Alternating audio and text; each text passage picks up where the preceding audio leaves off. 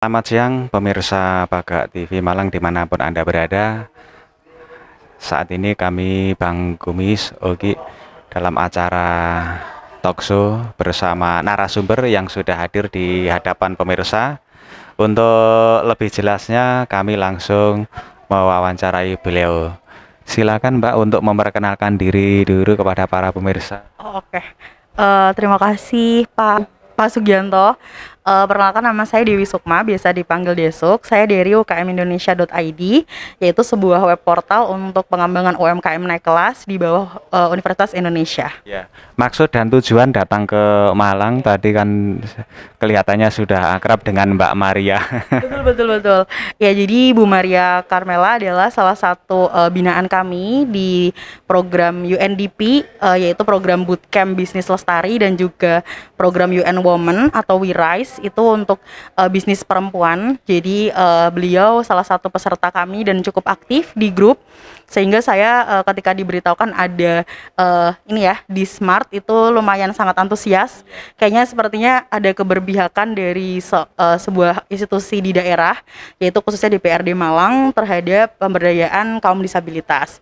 Itu baru pertama kali sih Pak saya lihat, jadi saya sangat mengapresiasi dan cukup senang akhirnya ada pemerintah daerah atau mungkin lembaga di daerah ya yang fokus ke hal tersebut. Dari Jakarta tadi juga Mbak Dewi Puspa disambut oleh anggota Dewan Komisi D, yaitu Bapak Wanedi. Bagaimana kesan dan pesannya dalam memberikan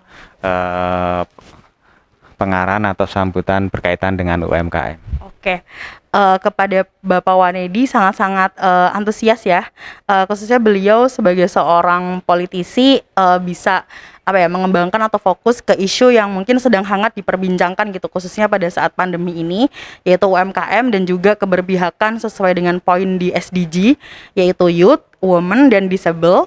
Sehingga ini sebagai sebuah langkah yang sangat saya apresiasi sih, bahwa ada ketua komisi di DPRD ya yang fokus ke isu ini, dan semoga nantinya bisa menjadi replikasi dan juga bisa di copy paste oleh daerah-daerah lainnya atau lembaga lainnya gitu. Pak Wanedi lebih menekankan kepada perihal apa tadi yang berkaitan dengan UMKM? Oke, dukungan yang bisa disampaikan oleh beliau adalah dari sisi posisi beliau sebagai wakil rakyat ya Pak, di mana beliau akan menyampaikan untuk misalkan di Smart ini bisa naik kelas, itu mungkin butuh perizinan, legalitas, itu akan bisa dipermudah dan dibantu oleh pihak DPRD gitu. Jadi mungkin bisa disampaikan di OPD, atau tadi beliau menyampaikan juga pengennya sih ada di Smart gitu kan, di seluruh pojok OPD atau pemerintah daerah Kota Malang gitu. Mbak Dewi Puspa melihat UMKM di Indonesia saat ini ya, tentu kan ada perbedaan antara sebelum pandemi, setelah pandemi seperti ini, dan saat ini juga belum berakhir. Iya betul. Perbedaannya mungkin sangat signifikan dari sisi inklusi atau keterlibatan di dunia ekosistem digital ya Pak. Dimana dulu mungkin kami juga kan berbasis riset ya, dimana kami ketika melihat ada transformasi menuju digital market atau mungkin online gitu kan, itu masih butuh waktu sekitar 10 tahun gitu. Ternyata ini kayaknya kami baru 4 tahun ternyata sudah sangat-sangat banyak gitu kan yang menjadi member kami, terus kemudian semua orang itu sepertinya beralih ke online. Bahkan kita bisa lihat gitu kan, transaksi marketplace itu meningkat kalau nggak salah 100 triliun selama tahun 2020 kemarin waktu pandemi. Jadi ini karena orang di rumah, jadi mungkin meningkatnya luar biasa sih Pak gitu. Dan kita UMKM sih kalau mau bertahan ya ibaratnya tahan banting gitu ya, mau nggak mau harus adaptasi dengan kondisi tersebut gitu kan. Mungkin ya bisa beralih ke online, inovasi yang lain, atau mungkin kalau kami ada modul namanya bisnis lestari, yaitu bisnis yang tahan banting, sirkuler, dan inklusif begitu. Dari perubahan era konvensional menuju era digital, ini ada yang sudah siap, ada yang belum, terlebih pelaku usaha yang sudah lansia ya.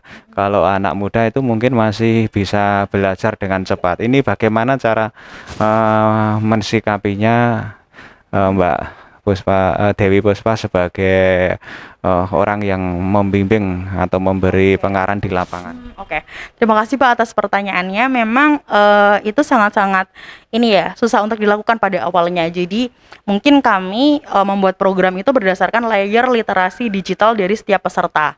Jadi misalkan untuk yang pedagang pasar tradisional itu kami programnya adalah hanya perkenalan menggunakan WhatsApp bisnis. Jadi tidak perlu memperkenalkan sampai yang digital marketing yang rumit-rumit gitu. Misalkan bikin foto produk atau apa nggak perlu gitu. Jadi mungkin mereka butuhnya hanya tool sederhana yang ada di HP mereka masing-masing. Jadi kami sangat-sangat ini sih berbasis pemetaan kebutuhan dari setiap kelompok member atau binaan kami ya. Jadi nggak tiba-tiba ketika semua orang bicara tentang e-commerce, kami langsung masuk ke e-commerce, enggak seperti itu, tapi pelan-pelan dulu. Dari WhatsApp, terus kemudian Facebook page, terus kemudian baru deh kita nanti ngomongin soal marketplace gitu atau e-commerce gitu sih. Ya, kan ke Malang baru sekali ini ya. Sekilas melihat perkembangan UMKM ini bagaimana dilihat dari yang apa namanya Bitmat anak berkebutuhan khusus ini memang ada dan diapresiasi oleh Dewan kita di Kota Malang. Ya, yang tidak berkebutuhan khusus loh, sebenarnya kan harus bisa meningkatkan produktivitas yang lebih tinggi. Saya melihatnya seperti ini sih Pak, mungkin, dulu gitu kan, ketika kita melihat, kaum disabilitas atau berkebutuhan khusus itu kayak, apa ya, butuh SOP baru atau suatu hal yang lebih merepotkan dibanding cara konvensional lainnya. Jadi misalkan mereka menjadi karyawan, diberikan pendidikan vokasi kayak tadi disebutkan oleh salah satu, peserta pertemuan gitu ya, itu mereka diberikan bengkel kerja segala macam gitu kan. Tapi yang lebih penting adalah menyalurkan ketertarikan mereka dan mereka diakui ada gitu. Nah, dengan adanya di Smart ini saya rasa bukti bahwa mereka tuh eksis dan ada dan punya kontribusi ke perekonomian itu penting sih untuk diakui dan ini patut diapresiasi begitu sih. Yang terakhir, apa yang bisa diharapkan dan sekaligus mungkin arahan atau bimbingan kepada para pelaku UMKM sehingga UMKM di Indonesia ini bisa menopang ekonomi bangsa dengan baik. Oke, kalau harapannya sih, UMKM tuh harus memperbaiki literasinya ya. Kita tahu bahwa, semua orang punya smartphone, 95% mungkin punya gitu, tapi bahkan nggak ada yang sadar bahwa bisa loh menyimpan kontak di email gitu atau di Gmail gitu. Nah, itu mungkin literasi sederhana-sederhana itu yang perlu ditingkatkan dulu sih, baru nanti kita bicarakan soal hal-hal lain seperti mungkin WhatsApp bisnis dulu, baru nanti ke media sosial, baru nanti e-commerce gitu. Jadi resiko-resiko internal seperti kelupaan password, buka email aja kadang lupa passwordnya yang mana, itu kita selesaikan dulu lah gitu, literasi digital tadi. Baru nanti kita fokus ke yang lainnya, begitu sih harapannya. Terima kasih Mbak Dewi sudah memberikan beberapa makna positif buat para pelaku UMKM di Indonesia dan terkhusus di Malang pada hari ini karena beliau berada di Malang ya. Meninjau langsung kegiatan Niki dan semoga apa yang disampaikan beliau bisa memberikan manfaat positif untuk pelaku UMKM. Saya yang bertugas Bang Kumis Sukip mengucapkan selamat siang, sampai jumpa. Pak Gak TV, pancen api gak adek komen. Oh, oke.